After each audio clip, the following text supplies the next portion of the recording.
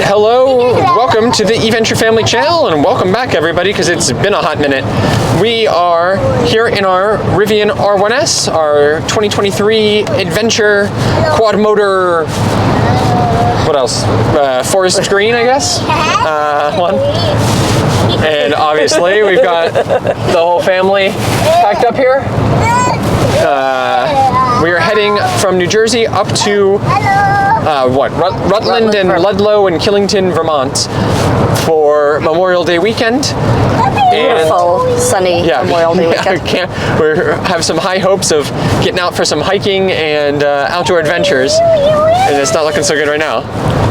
But it's always a blast with us, so who cares what the weather is. But we are going to be spending quite a bit of time here in the Rivian. Yeah. Hopefully bringing you some fun, some entertainment along the way. I mean, Arlo is with us, so. Absolutely. Oh, Rivian. I think we've spotted 4 Rivians already on our drive. All right, well, should be an exciting trip. Come along with us, and I saw let's go for an adventure. Yesterday.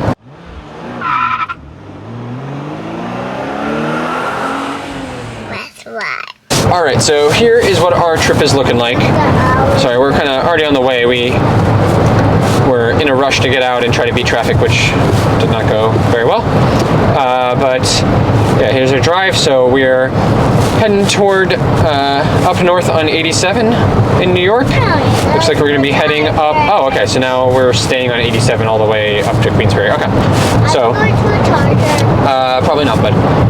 So this mileage just changed, so can I change the conservative? Yeah, so we, as I mentioned, this is a initial adventure trim from 2023 Rivian R1S, so kind of Gen 1 stuff here. We've got the large pack and a normal range of about, 315, I think, miles?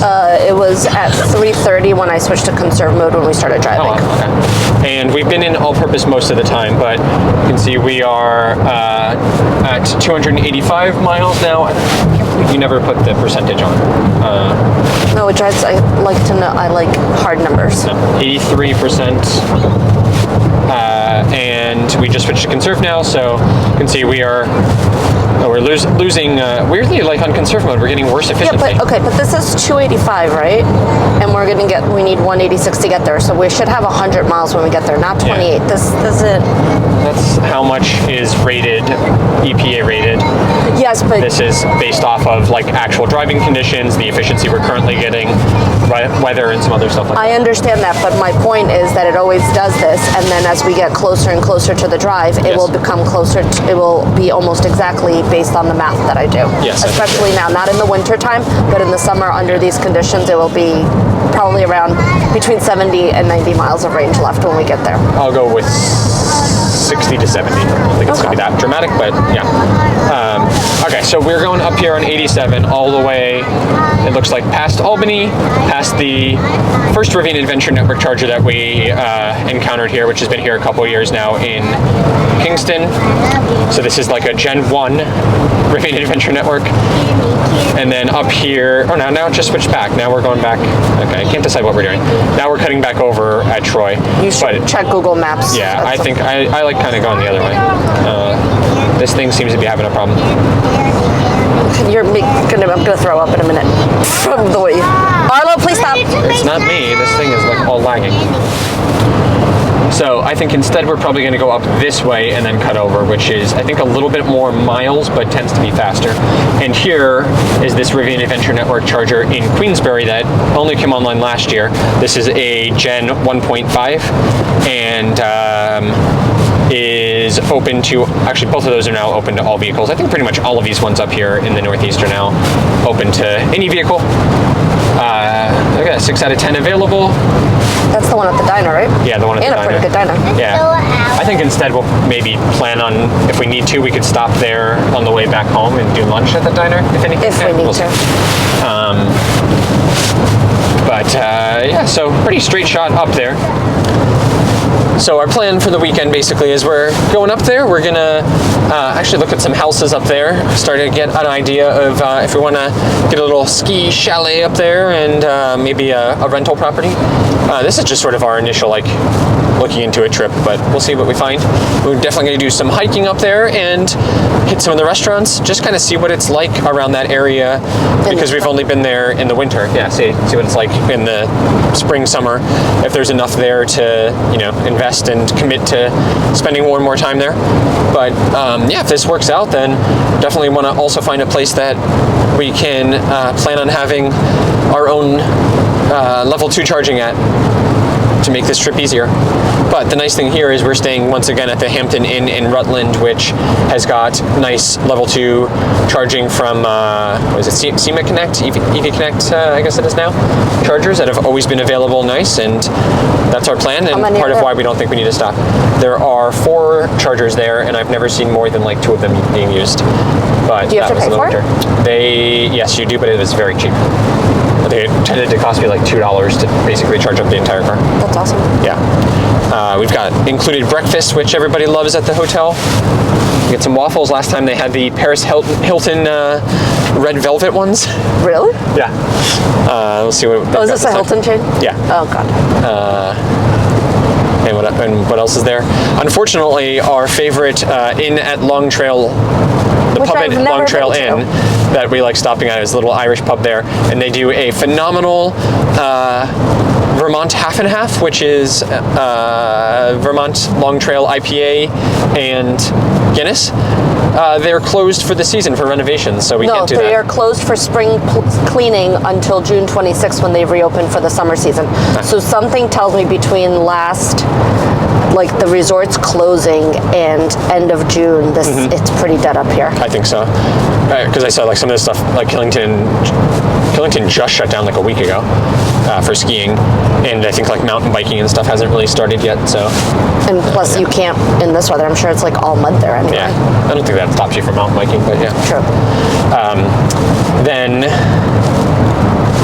we are going to stop at the what's it called, Andrew? Still on the hill? Still in the mountain. Still on the mountain. Still on the hill would be a better name. Anyway, But it's not a hill. It's a distillery that was awesome. We went there in the winter. It was relatively new, and we could not enjoy their outdoor space, which looked awesome, but the goal is to do that this time. We will also go to Long Trail Brewing, which is one are of we my going favorites. there tomorrow? We are going to the still tomorrow. And the high is 49 degrees and raining. Can I ask you how we're going to enjoy the outdoor space? I'll be out there. Whatever. They have whiskey flights, which is my other favorite thing. Oh, I guess I'm driving. The last time we were there in a snowstorm, and I had the whiskey flight. With our children. Yeah, it was downhill on the way back. Oh, great. The way up, the shuttle buses from Killington Mountain had gone off the road, and we're stuck in a ditch. So I don't think we'll have that problem this time. All right, but anyway, yeah, enjoying the Rivian here. Yeah, so speaking of enjoying the Rivian, we are at nearly 22,000 miles now. We've had this since very early December of 2023, right? Yeah. So we were at about a year and a half of this now? December 2nd, 2023, I think we got this car. Okay. So is that a year and a half? Almost. Almost. A little bit less than a year and a half, and 22,000 miles on here. Wow. No, We've a been year enjoying and a this. half. May was a year and a half. Yeah, so this now is the, let me think about this. So we took this up to Stowe twice now. Yes. We've taken this to, I must have taken it to Okemo twice. I took the Chevy once. And But last year you also took this up to Okemo, yes, I didn't you? said twice, yeah. Didn't you do 3 trips to Okemo this year? No, 2. 2, okay. And The shore a bunch of times. yeah, we drove it out from the factory when we first picked it up. It's been to Newport, Rhode Island, Rhode Island, okay. right? Montreal. And Acadia last year. Plus all the day-to-day driving back and forth for hockey trips. We haven't done more than that? Up to Hershey. Yeah. The shore, just Twice. last weekend, it was 3 times down to the shore. Yeah. But you can see here's our lifetime stats. So we have used, what is that? Almost 10 megawatt hours of energy from here, which is pretty cool. Most of that would have been charged at home off of our solar. So that's pretty cool. Almost 10 megawatts of that, maybe. I don't know how to exactly map that out, but I figure probably like 5 to 6 megawatt hours would have come from that. And yeah, 2.28 lifetime miles per kilowatt hour. But there is a huge difference we're finding between these summer trips and the winter. It is just much worse. Yeah. We've got the tires nice and inflated, and you can see here just in conserve mode like how much it drives up the heat and temperature in the front motors versus the back ones. He checked our tire pressure yesterday when he was here. Oh yeah. Oh yeah. We just also had some service done. We had the 12-volt battery replaced. They checked the tire pressures and they put new windshield washer fluid in. Yes. But there was a I don't know if soft recall is exactly the right thing, but there is a. I don't think it was a recall. I think it was a proactive service. Proactive maintenance. Yeah, on the high volt battery, which is the second one that we've had in. Sorry, low volt battery, which is the second service that we've had in 2 months now. Mm-hmm. The first one was tightening lug nuts on something with like the suspension arms on the tires. The wheels, yeah. So that's quite a bit, although those are the first 2 occurrences of any type of maintenance on this, so not too bad. We still haven't rotated the tires, which we probably are desperately overdue for. Well, if once we figure out if this Woodbridge Service Center is open, and I take it in for the rear bumper, which they said to do, and not to have them remove it in the garage because they can't do anything about that if they need to like readjust anything. Then I will see if they will rotate the tires while we're there. Yeah, so our bumper it's not like hanging off, but you can tell 1 or 2 of the tabs that connect it into the like trunk frame, I guess, have come loose, and so it's just sort of like disconnected, and there's a gap between the actual bumper and the rest of it. He said he couldn't see, the tabs aren't broken, which is good. Yeah, they're just off. But I don't want to, with the Tesla, it is one thing for me to like pull pieces off of it. No, you're not. I'm not doing that on this car. And then our other thing that I did want to have checked out is this part here. Okay, they've got too much stuff here, but it should stop here, and whatever little thing holds that on is loose, I think, at this point, because it goes all the way flat now, and instead of staying at a flat 90-degree angle, it goes like down like this, which is not good. So that would also be good to have them take a look at and fix. All right, we've been driving about an hour. I think we've made it 20 miles. We've been stuck in traffic, but finally sort of letting up a little bit. We've got about 3.5 hours to go still, so just looking here, interestingly, we found that if we stay in all-purpose mode, it's predicting that we get there with like 50 to 60 miles of range, and it keeps going up. When we were in conserve before, it was saying, it was like dropping down, and it went to, what was the bottom it said? At one point it said 8 miles away. 8 miles. But the math wasn't mathing because the range here went up. Yeah, it wasn't making any sense. So. I think that So we just reset our trip here. We're doing actually pretty good for all of our road trips. In the winter, we were down under 2 miles per kilowatt hour here on a probably like pretty optimal temperature day with a little bit of misty rain. 2.43 miles per kilowatt hour in all-purpose mode. So maybe we'll switch back again once the traffic is done. But so far, so good with that. And our trip looks like we're finally about out. Yeah, it keeps going up. We're about out of the traffic now. So we should actually make it all the way up to... This was all the way to Vermont. Yeah, to Vermont without having to charge at all, which is quite nice. Oh, I wonder, do you think it didn't add, right? No. Yeah. Yep, so there's our rough route. Absolute worst case, we can go up this way instead and stop the Rivian Adventure Network charger here, but I really don't think we're going to need to do that. You can see now things are filling in a little bit more with the Rivian network, especially in the Northeast. Could definitely use some more kind of in like this area here, and definitely like down here in New Jersey. There's none still. Yeah, there's not a whole lot there. But it's getting better and better. And most of these now are open to any vehicle, not just Rivians, which is nice. All right, it's getting more and more beautiful. But we just kind of remembered that we've been doing some variation of this drive now for years and years. And I think it all goes back to, our very first EV trip, I think would have been in our Tesla Model 3 back in like 2018, maybe 2019.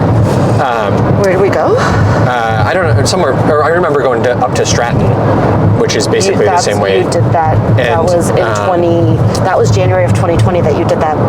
2020, and we would have been going up in 2018 and 19 too, but it just shows like how much the EV charging infrastructure has changed along this route over the course of those 6-7 years, where there used to be almost no options. You couldn't go up the more northernly route through 87 because the last charging along the way, even with Tesla charging at that point, was the mall in just outside of Albany, and so you always had to go that way. And the Model 3 was like a standard range one, so it would just make it there, and then you would just make it to southern Vermont before running out of charge. And I remember we went to Stratton specifically. It was a problem because there was nowhere to charge there, and it was freezing. So parked the car overnight, and it had a bunch of vampire drain, and so there was nowhere around there to charge. I think the closest thing was a diner that had some level 2 chargers, and that was 30 miles away. So I had to go drive there one day, and go sit there for 2 or 3 hours to kind of charge back up to halfway. But then because of the drive and the cold and everything, you just would make it back to a condo at that point, and you'd only have enough to kind of get back there. So at one point I had to charge off of an extension cord at a hotel in Stratton itself to make sure that we had enough. So come a long way since there. But yeah, I mean, in the meantime, Tesla's got a ton of superchargers along the way. Back then it was just the V2s, and now you've got the 3s, and also the ones that are including the 3s that are Magic Dock and open to other vehicles like Rivian now. You've got these Rivian Adventure Network ones up along 87, and New York itself has put in a ton of them. The Evolve New York program, which was NEVI funded stuff, and now I think it's just funded through the state. They have a couple of different partners, but has started with not Electrify, yeah, with Electrify America. Hazards on that. And they've gotten better and better too. So there's a whole lot of stuff there. And then Apple Green has been putting chargers in along the rest stops up here. So you have tons and tons of options now, which is really nice. But then the problem is, as soon as you get off of the 87 corridor and off into Vermont, there is pretty much no fast charging again. But I guess in the meantime, also, the range on EVs has increased so much that it's really not a problem. If you go from Albany to at least southern Vermont, there is, it's not really that far. You can get there with plenty of range remaining. I'm just thinking now, Stowe, yeah, I guess when we go to Stowe even, the last fast charging is right around Burlington and over in Williston, slightly to the east of there. But even driving up to Maine and stuff now is all doable. There's kind of almost nowhere you can go that you wouldn't have some fast charging. It's just once you kind of, get off of the main highways and stuff, it can get a little bit more remote. But we're almost at the point now where I would say we are at the point where we really don't think about this stuff anymore, and we just kind of let the car figure it out and let it ride and see how things go. And you don't really have to worry about it being a major hassle or emergency anymore. So we've got this detour that we're taking here through Troy, which I've never seen before, and we've got some of the most historic streetlights I think I've ever seen. And the logic for them seems to be historic from the horse and buggy days. Why are they green? This Amazon guy just walked in the middle of the road. Yeah, they're are they copper and patinaed? Very, very strange. I feel we go a different way every single time here. Oh, here's the canal, Troy Canal, the Post and Kill Canal, the mills that. Oh, this is interesting. We're learning history here. This is a canal they built to power mills here. It used to be a big industrial town here. See, you never get stuff like this if you just stay on the highway. All right, we just stopped at the Vermont Welcome Center, which I don't think we've stopped at this one before. Bellington one. I've been in this one before. Oh, okay. Well, I would give this a 10 out of 10. Yep. Welcome Center wise. Very nice, very clean, feels very modern. They've got a little museum almost. Yeah. With some stuff about the Battle of Bennington and the history of this area and stuff. So really cool. We wanted to get back on the road though, so we didn't check it out too much, but quite nice. I guess I was thinking of a different one. There's another Vermont Welcome Center when you cross the border up further north by Stowe. But here's Bennington and the Battle Memorial. Can you see it? 56 minutes, Arlo. Can't see it through all the fog. Back there somewhere. There it is. Yes, Arlo. There you go. All right, so we are here in Rutland, Vermont now. We made it all the way, and as always here in the Rivian, it has been a comfortable and enjoyable and pleasant drive. Actually, everybody was relatively not that annoying and irritating. We find when we keep them apart like this, things are a little bit better. Bueno burrito. Oh, bueno burrito. So here's Rutland, and the weather has gotten somehow even worse since we got here. So let's take a look at our stats.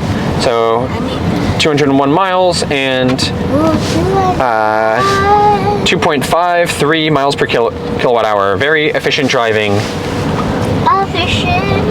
Probably thanks to being stuck behind slow cars most of the way. Slow car. And then other cars absolutely flying past us the whole time.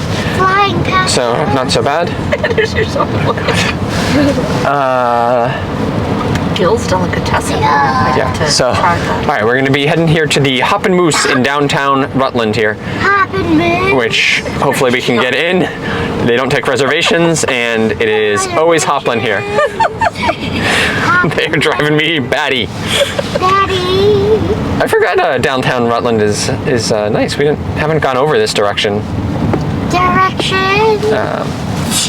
Yeah, I think it's right up here on the right Can I side. bring one of my stuff on it? Right, next one over. All right, yeah, we're gonna go check this out. Hopefully get some local Vermont food and brews. And then the hotel is right nearby. Hotel. And we'll check in there and get charging. Charging. I don't remember, oh yeah, there's charging here around town also. Still charging, but there's also a Aldi. There's a food co-op. All right, so we are here at our favorite Hampton Inn that we've been at many, many times now. You may have seen in our winter trips, but we are charging here on these formerly SEMA Connect, and now they're on the Blink network chargers, and just us charging here. We've never had a problem with finding a availability here. And by the way, here is how our bumper's looking. You can see sort of like down a little bit. Not too bad, but you know, still there. Yeah, so today we are off to go check out some houses around here and then probably do some hiking. And hopefully the rain kind of finishes now. We just got this very like light drizzle now, which is just annoying. But we are first gonna go get some good coffee. I'm looking forward to some maple flavored coffee here in Vermont. And then go explore the area. So let's see. We are now charged up to Can you help him with almost 80%. We've been getting, 8%. I think, about 9 kilowatts most of the night, so that's pretty good. And does it say here? Yeah, 6.9, sorry, oh my gosh, 80.68 kilowatt hours, wow. And yeah, $18. Not as cheap as I thought, but that's really not bad. 18 bucks for basically a full tank of gas. All right, let's get going. All right, so we are once again back here at the Hampton Inn. We finished looking at houses, did a little pool time, and got some more charging here. And we are gonna go head off now and get some hiking in along the Long Trail, so that we can finally say we've done that. Seems pretty cool. And here we go, entirely like almost empty parking lot, and one of the EV chargers is being iced. Typical. At least it's not that big of a problem because all of these are open and there don't really seem to be very many EVs staying here. Still, irks me.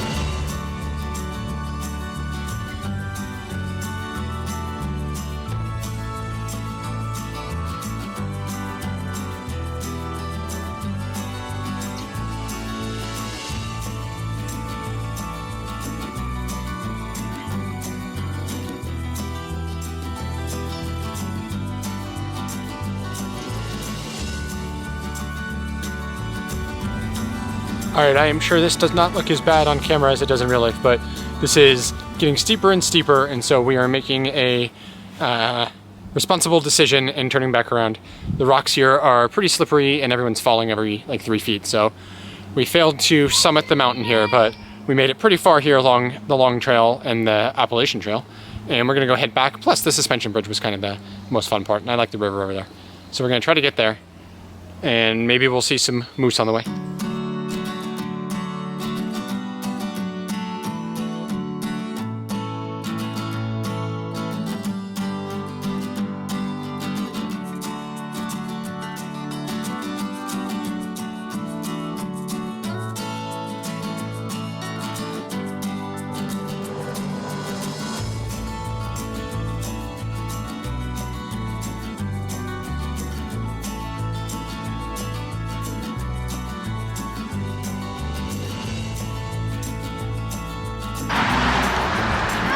All right, we made it. It was 1.5 miles. It took us an hour and a half, but that was pretty epic.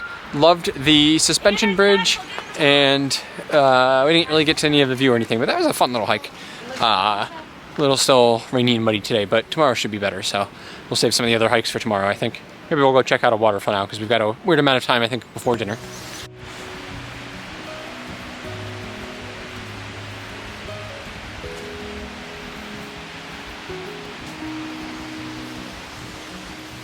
Say cheese. Everybody say cheese.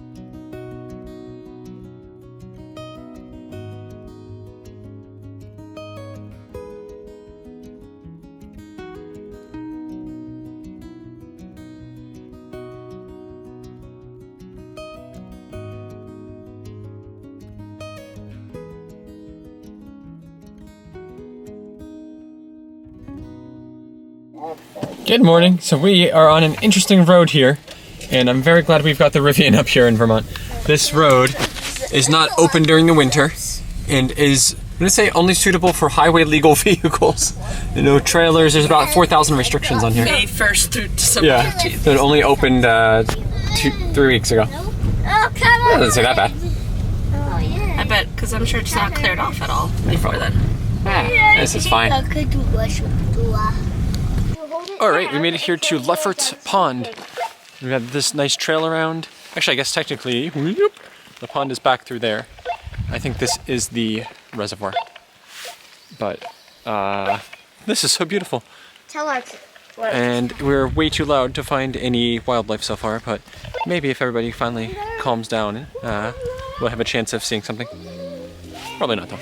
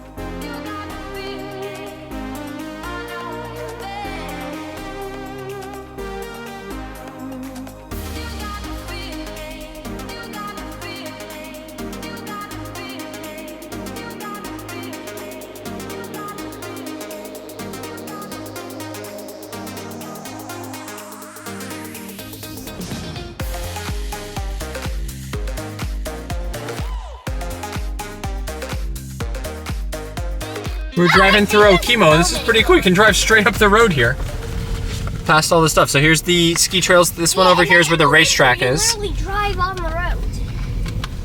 Off of, Very cool. off of this carpet. All right, we are heading up to the summit here. We're over 3,000 feet now, and look, we are setting records here in the Rivian, which I love all of the little adventure-y, you know, kind of things in here, including not only all of these stats here, but the highest elevation and lowest, which is pretty cool. I wonder when we were at 0. Oh, I guess probably when we were at the beach in New Jersey, 0 feet. But yeah, this is finally. What did we decide? We were like over a year and a half in with this car, and we are finally setting some records again. Our last record though was at the peak. Oh, look at the view! Wow. Our last record was at the pass up by Killington, so it's only fitting, I guess, that we're getting new ones here, going all the way to the top of. Oh, wait, guys, you know what that part is right there? Oh yeah. The part of Okemo? Moose. What? No. No. I thought I saw a moose. No. All right, we made it to this summit here. So there's a 0.35 mile walk to the fire tower at the summit, and I know that's at the top of the chairlifts too, from skiing. So figured might as well check it out, right? Worth it. Look at how like primordial this jungle here is. This is so cool. Doesn't feel like this in the winter.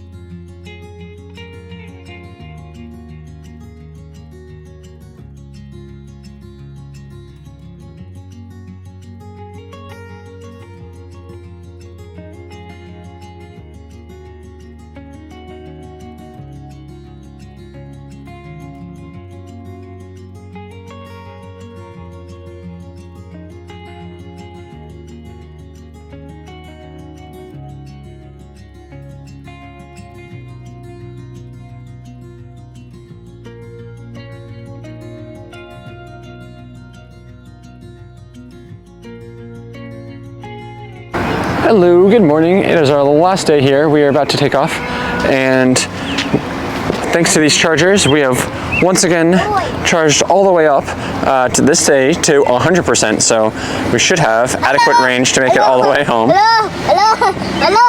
And look at this, a Honda Clarity charging up. I have not seen a Honda Clarity in many moons. All right, but we are gonna go head over to Vermont Sugar and Spice, or Spice and Sugar, something like that, for breakfast. I am sure we're gonna get some maple flavored goods. Pancakes looked good. Waffles looked quite good, as did the other breakfast items. So we're gonna go check that out. Drive, it's kind of up on the way to Killington, so last chance to see a moose. And then we're gonna hit the road again. All right, we made it here to the sugar house. So they do actually make maple syrup here, which is really cool. I'm not going right now, it's a little too late in the year actually. They usually do it in like February and March, but you can actually watch them making it in there and dip in your own food, I guess, to get syrup if they were making it. They weren't, but they had delicious pancakes. We had blueberry, pumpkin, cinnamon, maple ones, and is that all of them? Yeah, but we tried almost the whole menu, I think. Phenomenal, and they give you little squirt bottles of maple syrup, so I had quite a lot of maple coffee, and I am ready to go. So we've got a nice long drive back home now, just as it's getting beautiful out here. And the traffic keeps going up and up. All right, so we're routing home, and it wants us to stop at Tesla SuperCharger. Would you mind removing the charging stops? Yep, no, on the bottom there where it says remove charging stops. Yep, there we go. And we seem to be having a little bit difficult time with our routing, so I think it has us getting home with like 2 miles of range. Oh, I don't know. Well, we're gonna keep an eye on that. It was saying 2 miles before, but we know we made it all the way up here, and that was coming up in elevation, so I don't know how we would possibly not make it back home. We're at 97%. 302 miles of rated range, and we're only going 252, so that's not adding up, but I think we'll be fine. Also, I'm assuming this is probably going off of the recent efficiency here. Efficiency is great, I guess, from coming down the hill so much. Yeah. 2.62. So it should actually, well, I guess it won't get better than that. Well, we'll see. If we have to, we could. If we have to, we have options. Yeah. Arlo's temperatures. Alright, so off we go. Alright, so we are cruising along here in the Rivian, driving down Vermont, what is this? 7, which this comes to one of my biggest complaints of the Rivian, which is that there is no lane keep assist here, or driver plus highway assist, whatever. It's got like 12 different names, but none of that here. So I don't know in the Gen 2 Rivian, maybe you could do it here, but I don't think there's a big difference. So the problem is that this only works on pre-mapped roads, and I know for comparison's sake, for example, our Chevy Equinox EV has Super Cruise enabled on all of these roads back here, even like the back roads, which was really nice when we were here. So I'm on, like, what is this? Radar adaptive cruise control, but there's no lane keepy. But other than that, we are pretty comfortable. I've got my heated seat on. Not heated. What is it? Cooling seat on. Air's going, but still pretty warm. And look at how beautiful it is. We finally get a nice day here as we leave. Okie dokie, we are here at the Walkway over the Hudson Park in Poughkeepsie. We did a little detour here. So here is this now, and you can see now we are pushed to get back home with 60 miles of range. Keeps going up and up. So we're doing 2.67 miles per kilowatt hour, which is excellent for this car. Summer and the nice warm temperatures definitely seem to be helping with that. We did mostly conserve on the highway there, and now just a little bit of all-purpose on the drive over here. Not bad at all.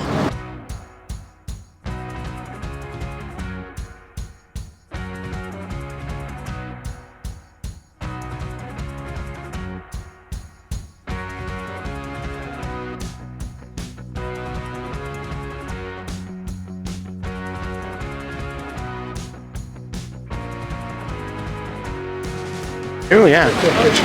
All right, so this is the walkway over the Hudson State Park. It used to be a railroad bridge. They converted it to a walkway. And yeah, you can walk over it now, ride your bike. And everybody is out here. It's beautiful. It gets a little bit windy when you're out over the actual Hudson River. But here in the shady tree bit, it's not so bad. Do we like this walk, Carla? What? Do we like this walk?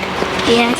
Yes. So then you've also got this little courtyard here at the end of the walkway, which has food trucks and Mercurial coffee, which is delicious. They've got a bunch of seasonal Italian themed coffee drinks like this Iced coffee with orange peel and edible flowers in it.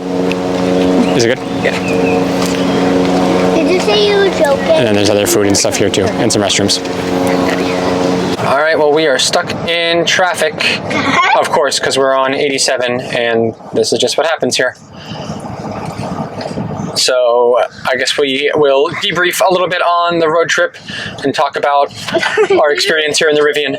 So this has now been many road trips here, obviously. But did we cross 20? What did we were at before? 21. 22,000 now. 1,000 miles. So let's talk a little bit about the suitability here in the Rivian. All right, so we've got range and charging experience on our road trips. Well, we are now predicted to get home with 73 miles of range. So, and that is on all-purpose mode. yeah, and it's kept going up and up. I think the traffic has helped, but it is definitely very conservative when you first leave, and then starts to kind of tick up, we found. And it seems like it's doing it more and more lately. Like, I think that it almost feels like the calculation is getting worse or something. It also, if you recall on our charging stops when we first got this car, we were always doing one extra charge and too long. Yeah. Even driving home from normal, like the inaugural trip, we did an extra charging stop because it made us. Yeah. We weren't sure We what to expect. Yeah. But at least now we kind of know and plan a little bit better for that. I also think we were going, we know this drive now, up and down 87, and we know what our charging options are.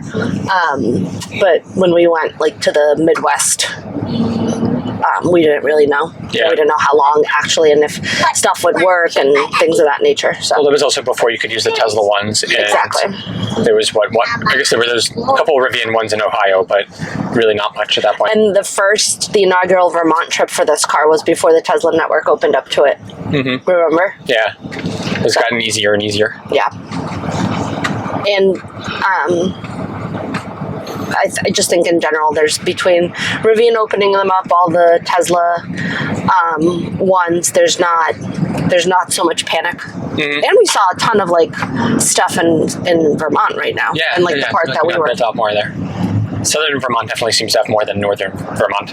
And it's very important to hotels too, where you're staying. Mm-hmm. Trip planning and charging speed. Do we need to discuss charging speeds? I guess not, since we didn't really charge. No, that was another nice thing about the trip. We did not charge at all on the way up or down, which is the perk of the area of Vermont that we're looking at. Yeah, that's true. But definitely goes to show we will need level 2 charging at a house there. Yep. Because we definitely needed, we never capped out with charging. We just got to 100% overnight last night. And I think we came back in last night at just under 50%, I think. I think it was 29%. Oh, was that low? Okay. Yeah. I wasn't paying that much attention. I just knew we had sufficient left. And then trip planning in general on the Rivian app. What do you feel like with this thing? So Eat your goat cheese. Yeah. I have very mixed feelings about the trip planning on here. I have trust issues with anything that other than Google Maps for some reason. Mm-hmm. And I have trust issues even on Google Maps integrated into our Chevy. Okay. Because this is not a Chevy review, but this is I'm going to touch upon. If there's a shorter, quicker route available on the Chevy, it highlights it, and then I have to click it. Mm-hmm. But the touch screen is not intuitive. You have to click on the actual route, not on the thing. Yeah. And it has never given me an option for a faster route and to just accept it. Yeah. So I have trust issues on non-Google Maps powered maps. I have trust issues because there's little nuances. For some reason, the most direct route, it needs to overcomplicate and add an additional turnoff somewhere and it loves to route you off of the highway to a scenic rest areas and stuff just to go back on because it's a quarter mile shorter or something. Or it's maybe more efficient exactly by 1%, and you're wait, that makes zero sense because that just added 15 minutes to the trip. Mm-hmm. So I don't love it. I don't think it's great. I think trust but verify. You should always kind of like look at the routing first on Google, figure out which way to go, and then just make sure that whatever you're using in your vehicle, whichever vehicle it is indeed the fastest way. I wish that it would sort of do what Google does and give you like the 3 options. Yeah. So you can pick between them and see difference in time and distance and even like amount of energy use would be nice. Because I feel like this one would just pick one for you and you never know which thing it's optimizing for. Especially like if you're doing a long trip like this, it'll try to optimize for not needing to charge as much. So it might do like a longer time-wise but shorter distance-wise route, or just one that is at slower speeds and things like that. So not really being in control of that can sometimes be a pain. So we like to, especially for these long ones, always check with Google first. But then also when we were just leave it, like when we left, it tried to take us a different route because it wanted us to charge. And then when we took out the charging station, it reduced the amount of time and then also took us on a different route. Yes. So yeah. And then it kept switching here. Yeah. So just you need to do your homework before starting the trip. Don't just blindly start going. Let's talk about the comfort and interiors. What do you want to handle first? I mean, we've been in here for a long time now. Like, what, 3 hours of driving now? Yeah. Probably even more. And I'm very comfortable in here. What Rivian does with these seats, I think these are the best seats in any vehicle that I have ever been in. Not only from like a comfort standpoint. I think there are some that are probably just a tad more comfortable and like upmarket stuff, but just the material of the seat and everything is so nice, plush, comfortable, and super durable too. We've been hopping in and out of here in the rain, going on and off of trails in the mud, dirt covering us. We've just been, the kids are in and out constantly too, throwing stuff in and out of here, and it just holds up super well. I mean, it gets really dirty, but it's also super easy to clean back off. So yeah, that bit of it is fantastic. We also have lots of room in here, as is evidenced by the fact that you've got, a pizza and like 3 other things of takeout food down at your feet in a bag. Bye. And there's plenty of room. We had coffees, our giant water bottles, all 5 of us. Some water bottles. Yeah. Others of us pick water bottles that are not meant for cars. Yeah, well, How to go to a 32-ounce Owala water bottle does not fit, but other than that, everything does.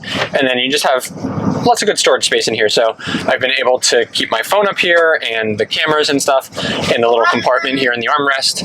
And they've got their book bags and everything. We only brought 2 duffel bags up here of clothes and everything, but with the frunk and everything, we've had plenty of space. And then nobody's been complaining about being uncomfortable or anything in here.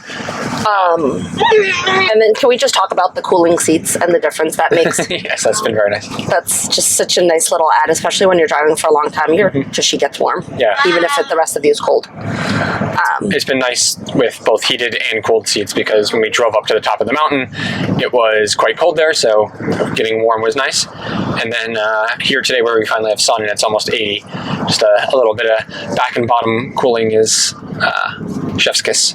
And I was going to complain about the climate in this car, because there's been times when, like, even I have had the cooling on and I feel hot.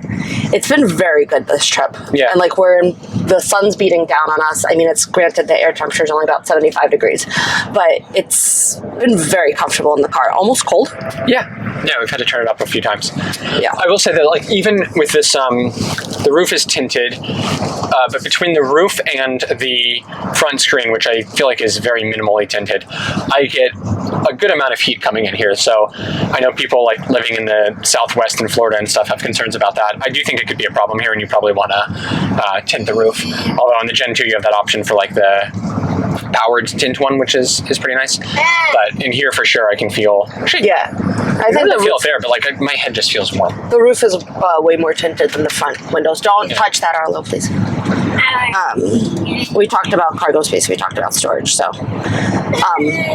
so this trip is the least amount of stuff that we've packed. But I have the 3rd row up, and actually 2 of the kids are sitting in the 3rd row together. And there's still plenty of room to get more stuff in here if we needed to. Like if we had actually done any shopping or stopped or whatever. I could probably even throw Arlo back there. It wouldn't be such a bad idea at this point. 'Cause he's getting a little punchy. Yeah. Twinnies wave. Twinnies, poke your heads out. See? Yep. There's in the back seat.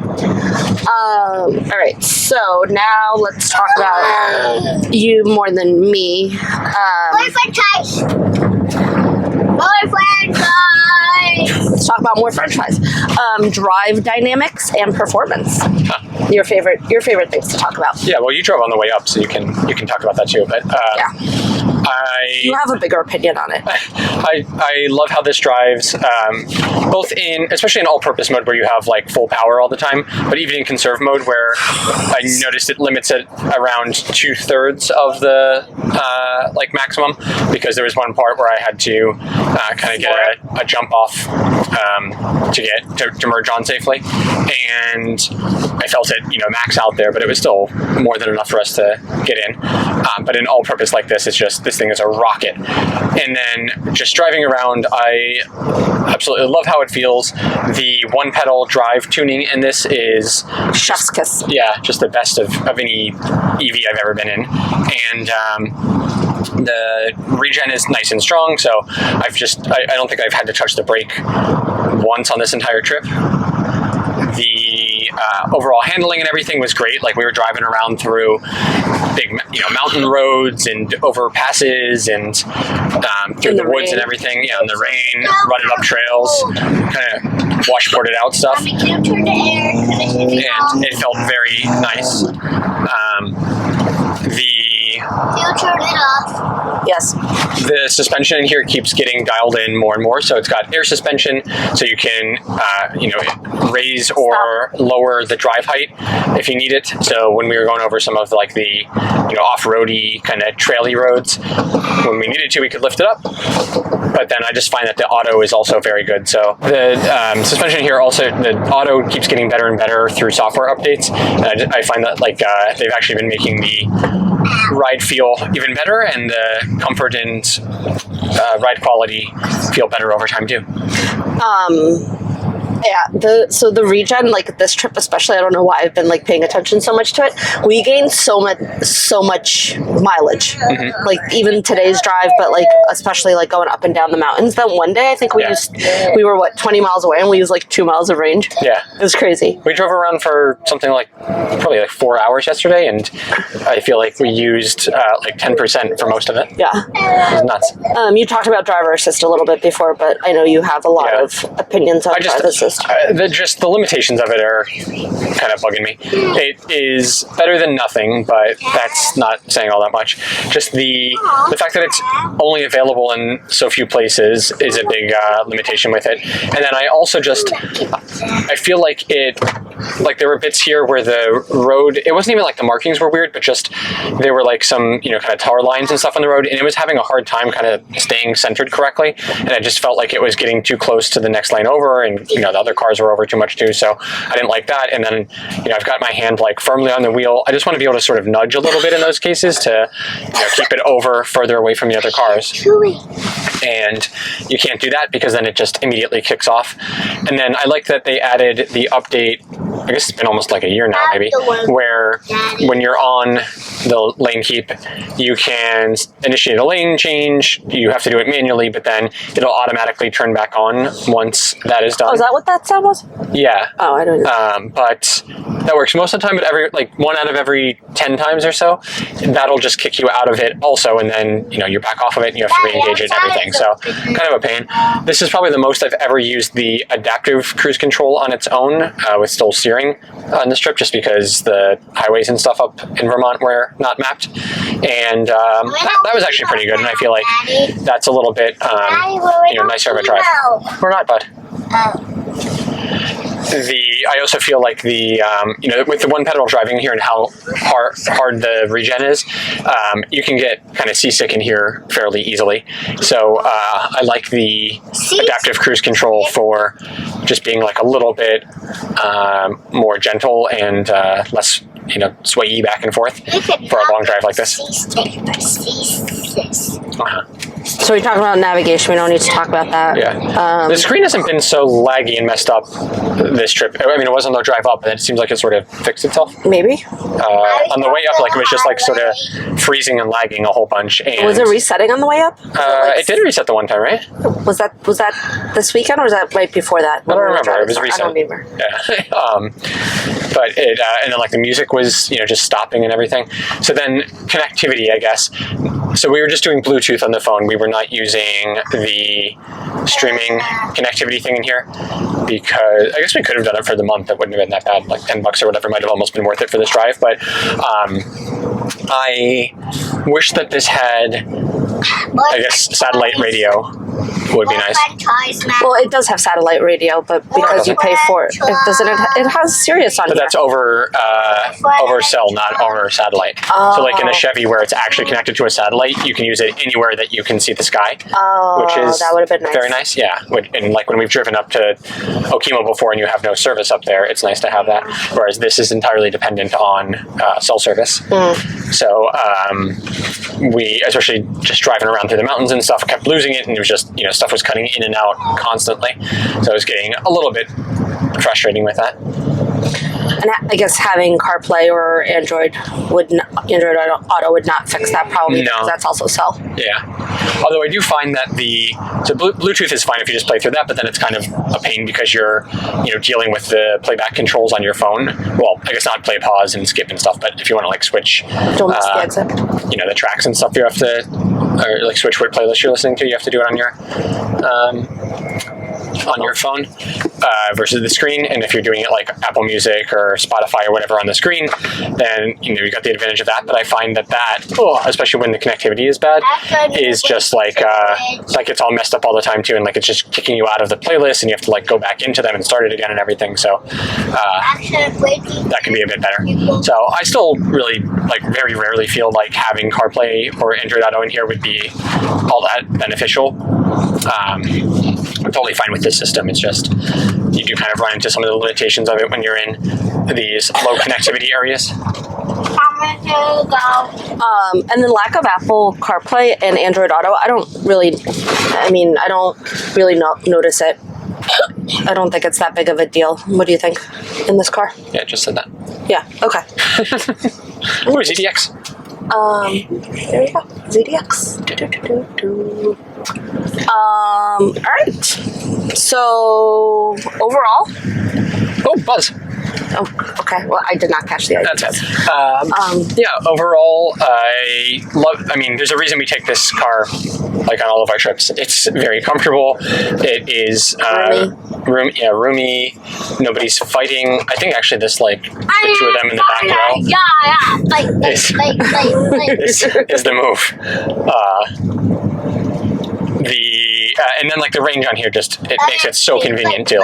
Being able to get all the way up to Vermont on a single charge is awesome and makes it very easy. Do you think we would have been able to do it on a single charge if it was cold out? I don't know. I guess we'll find out in the winter, right? Yeah. 33. I think I have. You have? I think I have. 33. Don't forget to exit.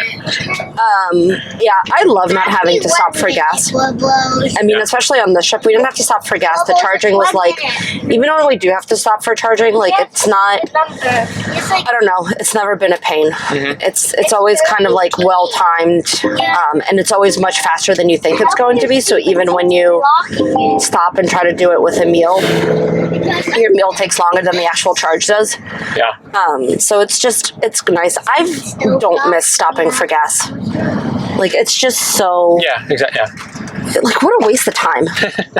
Pulling over, thinking about it, thinking, am I going to get gas on the way home? Am I going to get gas on the way to work?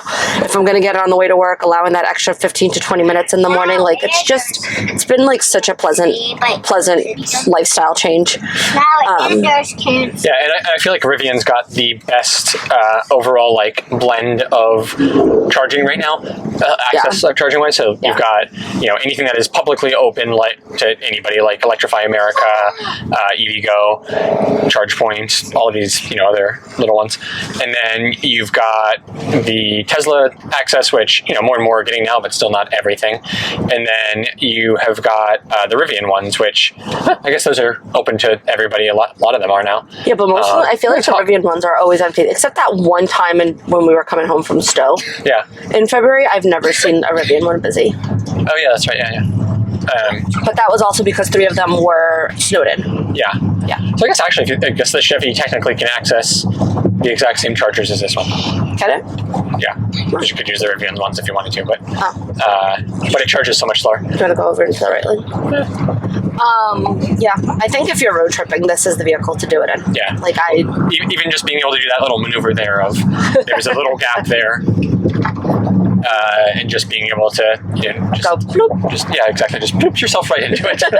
As if you're like a little no effort. Yeah. zippy sports car. Yeah. Ton of Rivians up in Vermont, but then we've seen hardly any on this drive back down.